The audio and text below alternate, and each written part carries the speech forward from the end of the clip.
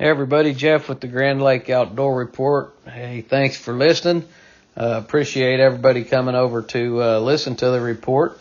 And got some news. We've got a new website that we've put together, grandfishingreport.com. If you type that in, you can get back over to the Grand Fishing Report website. We had a little bit of a lapse with the actual website while we were trying to figure out just exactly what we wanted to do with it. And there were several people notified us and let us know that the website was down, but it is back up now. It's going to take a little bit of time to get it back up to the search engine listings that it had been in the past. But we weren't really happy with the website the way it was, and we put a lot of thought into it and went ahead and redesigned it. Made it easier for people to sponsor Grand Fishing Report.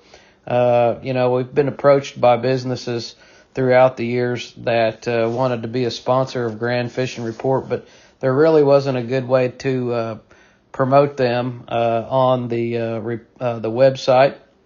And we've got an easy way to add folks now that would like to potentially sponsor Grand Fishing Report, because it really does get a lot of views, and I'm sure once we crawl back up into the search engine listings again, there's just a lot of people for a lot of years that went to grandfishingreport.com website that didn't go to Facebook or sometimes they couldn't hear it on KGVE. They couldn't hear the radio show on KGVE, Grand Lake Radio. So we do have grandfishingreport.com back up, and then I'm also going to be putting some of the reports on a YouTube channel called Jeff Williams Outdoors. It's an older channel that I've had for years. We kind of recommissioned that. It was the old Pops fishing channel that we had, and there's quite a few fishing videos. A lot of fishing videos from Grand Lake there, but it's called Jeff Williams Outdoors, and I'm going to try to upload the audio report to Jeff Williams Outdoors YouTube channel as well, and then we'll try to keep posting them over at the Grand Fishing Report Facebook group, and then obviously everybody loves to hear it on KGV 99.3 Grand Lake Radio, which there's been a fishing report going on for many years there. So let's talk a little bit about the weather. It looks like we've still got some frozen areas around the lake, and man, I'll tell you what, today and yesterday and today we had some of the craziest fog weather in around the lake. I don't understand all the weather conditions it took to produce the amount of fog that we had, but there were times that it was hard for me to even see my dock from the front porch down to the end of the dock.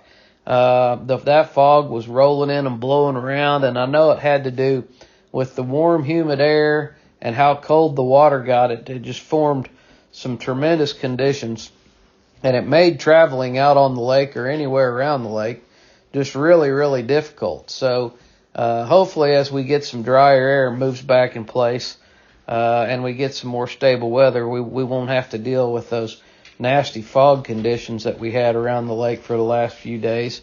A little bit of wind wouldn't help either. That'll help break up some of the ice. I went over Neosho River on my way up to Miami yesterday, and it is locked up tight. There hasn't been enough inflow to really break any ice up over on the Neosho River. But I look for maybe enough inflow, not very much, but I look for that to kind of start to break up a little bit as we get some runoff. It looks like we have the potential for another round of rain. And it's not going to take very much rain to start bringing the rivers and creeks up now. And a lot of people don't realize how much water it takes in our watershed just to fill up the creeks and the ponds and all of the little things that have to be full before you really see a lot of runoff. And, there's places up in southeast Kansas that have been pretty dry. In southwest Missouri, has been pretty dry all throughout the fall. So I think we're starting to kind of approach on a time here. Looks like the moisture level in the ground is starting to get saturated. So if we get very much moisture now, like if we were to get a 1 or 2 inch rain right now, I think you'd see a pretty substantial flow down the Osho or Spring River, Elk River, either one. I know I was traveling down to Greenwood today, down to the Lucky Strike plant, and the further south I went, the higher the creeks were.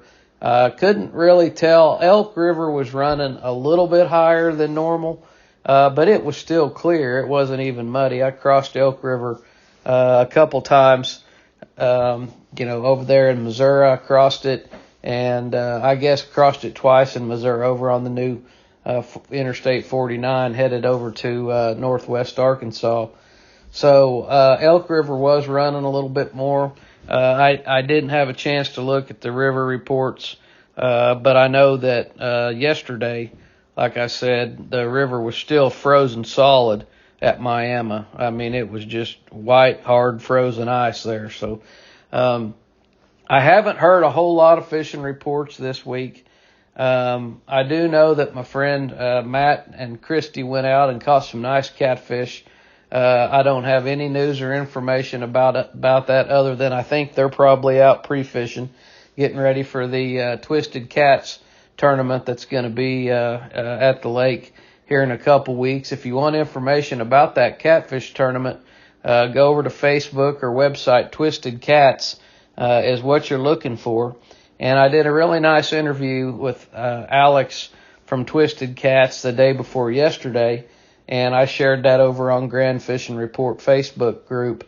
And there's a lot of information in there. Some of it's about the tournament at Grand Lake, and then there's just a lot of other history and things that we talked about in tackle making business and sporting goods business and stuff like that. But Matt and Christy caught some really nice catfish.